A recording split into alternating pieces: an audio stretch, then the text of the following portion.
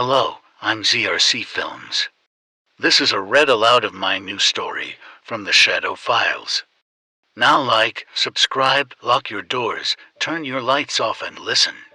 It was a stormy night when the Furby was taken away to the government's secret military compound for further study. The scientists wanted to know more about the Furby's malevolent personality and how it had become self-aware, but what they didn't know was that the Furby wasn't really dead. Despite being destroyed, the Furby's malevolent spirit had survived, and it was growing stronger every day. As the scientists ran tests on the Furby's remains, they started to notice strange things happening. The Furby's body was repairing itself slowly but surely, and the scientists didn't know what to make of it. And then, one night, the Furby came back to life. It burst out of its containment cell, its eyes glowing red, and started wreaking havoc. The scientists were no match for the Furby's newfound strength. It was like it had become invincible, and it was determined to escape the compound. As the Furby roamed the halls, it started to repair other damaged machinery and equipment. It was like it was building an army of its own, using its newfound powers to bring other machines to life. The military compound was soon overrun by the Furby's army of machines. The Furby had become a mastermind, controlling the machines with its malevolent spirit, and the scientists were powerless to stop it. And then, just as suddenly as it had started, the Furby disappeared. It vanished without a trace, leaving the military compound in ruins and the scientists traumatized. Rumors started to spread about the Furby's escape, and people started to fear that it was out there somewhere waiting to strike again. The government denied everything, of course, but the stories continued to spread. The agency had always known that Mr. Furby was a ticking time bomb when they had acquired him years ago. They hoped to study and contain the evil spirit that had possessed it, but as they discovered, Mr. Furby was not content to stay locked up in a research facility. On that dark and stormy night, the agency's worst fears were realized when Mr. Furby had somehow broken free from his containment and was on the loose. The agency immediately sent out a team of their best soldiers to hunt him down before he could cause any harm. The team was composed of hardened veterans, each one armed to the teeth and ready to take on whatever supernatural force stood in their way.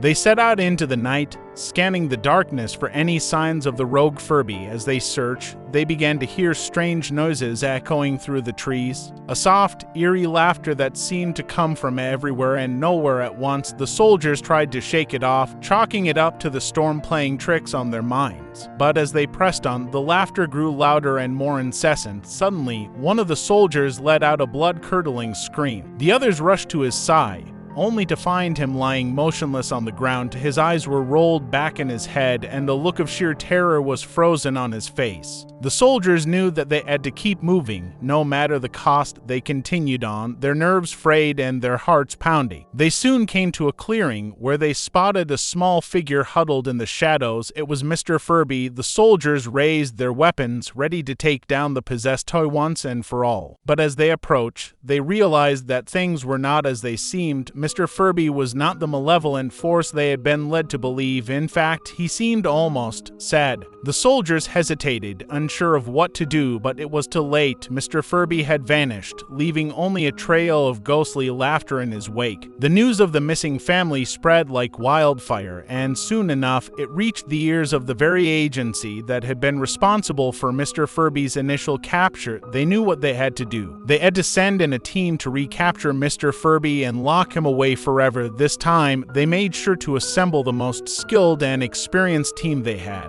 These were soldiers who had been through the worst of the worst, and they knew how to take down even the most fearsome of foes. They were determined to put an end to Mr. Furby's reign of terror once and for all. Armed to the teeth, the team set out into the night, their eyes peeled for any sign of the possessed toy. They knew that they had to move quickly before Mr. Furby could claim any more innocent lives. As they searched, the team began to hear strange noises once again, the same eerie laughter that had haunted them before. They knew that Mr. Furby was close. Suddenly, one of the soldiers spotted him. Mr. Furby was perched on a nearby tree.